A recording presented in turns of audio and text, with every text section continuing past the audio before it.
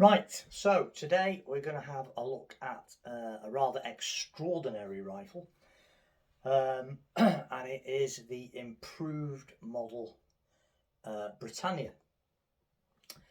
Now, this was made by C.G.Bonehil, and it was made in Birmingham at the Belmont Firearms Works in Birmingham.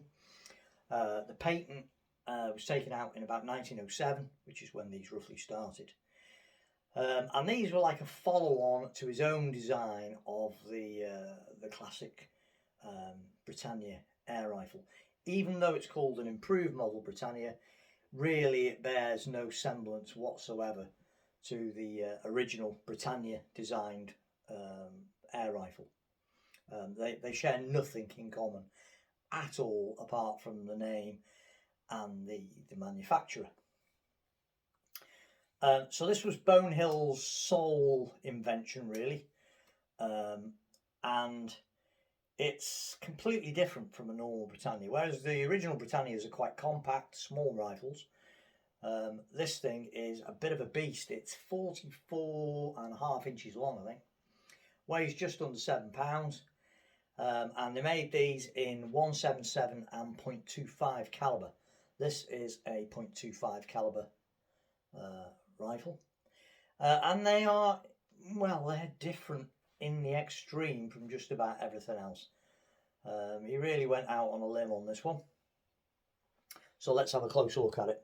So it has a somewhat unusual design in the fact that the cylinder and the barrel are mounted, sort of sit on top of the action where the trigger mechanism is, and the cock in a really weird way.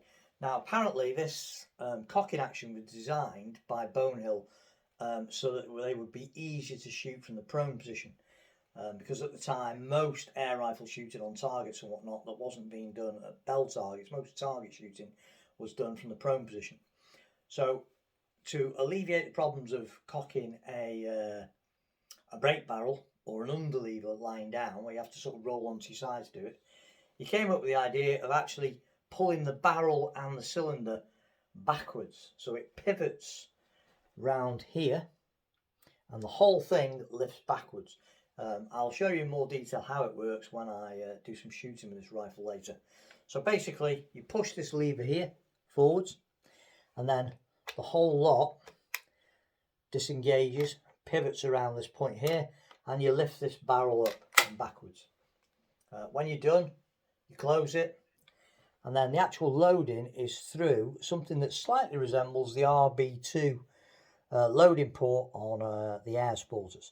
So it's a swiveling, rotating breech, so it rotates open, and then you put your .25 cal or 177 caliber pellet in there, and to seat it, originally these rifles came with a little metal probe, but I've just made my own out, just a bit of bent wire.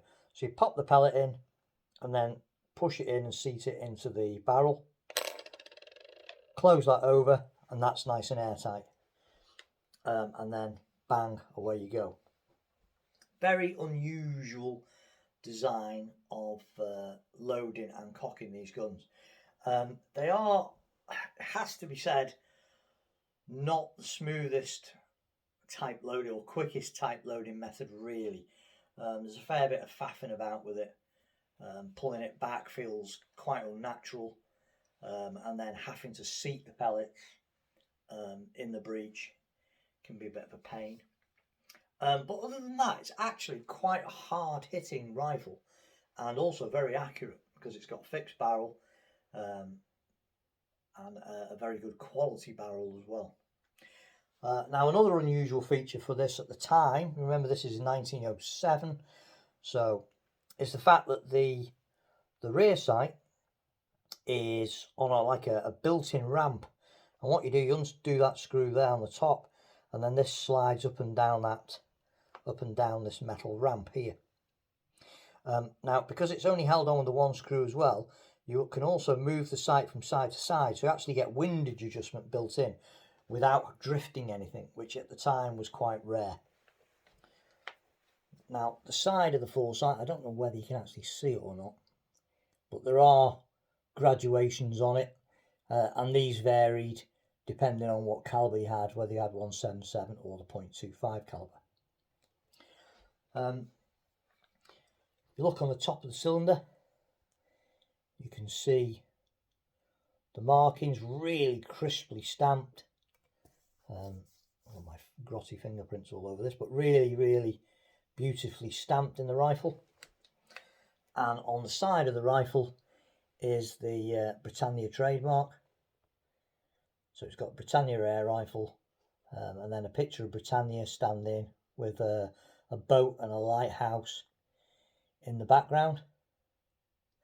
Serial numbers are stamped all over the place, most prominently on the back of the lever here, but they're also stamped on the underside and on the inside of the lower casing.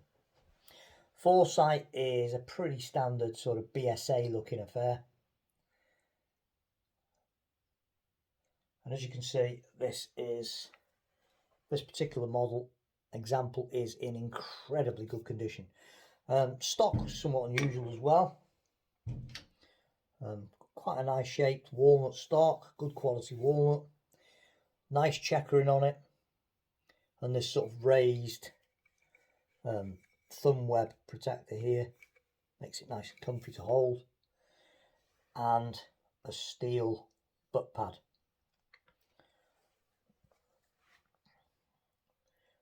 Nice bit of quality walnut, nice checkering, nice deep crisp checkering. Very nicely shaped trigger on them, and all in all, an incredibly well made rifle. Everything is very slick, and very well engineered on it. Extremely well made. Bluing on this one's very good. Very good. This has obviously been well looked after, and they're a solid and well made rifle.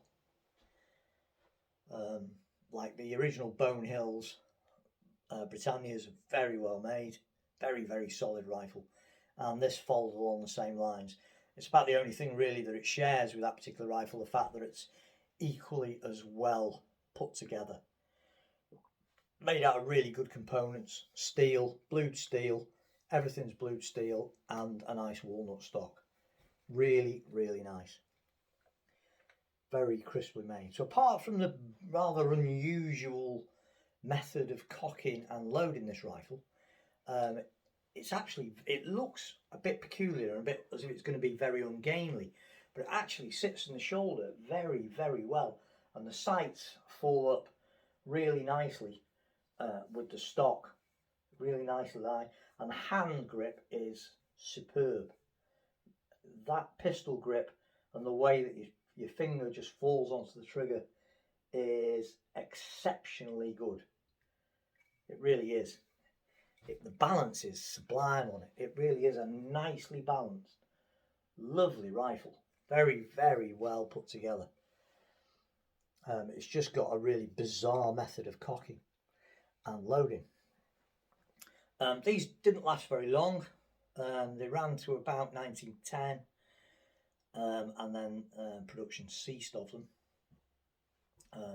So they're very scarce, probably scarcer than a normal Britannia. In fact, definitely scarcer than a normal Britannia, because so much fewer were made. But the quality of engineering on them is really good. Everything's very solid. Tolerances are really nice. Fit and finish is excellent. And the stock is a wondrous thing, because it really does. It's very comfortable in the hand, and it comes up to the shoulder lovely. It's a very nice rifle. Shooting experience, very good. Because the piston drives forward in the normal manner, there's no unusual vibrations or anything. So it's a fairly standard shooting air rifle. Never made a 2.2 version, only made 177 and .25 caliber. It's fairly powerful as well.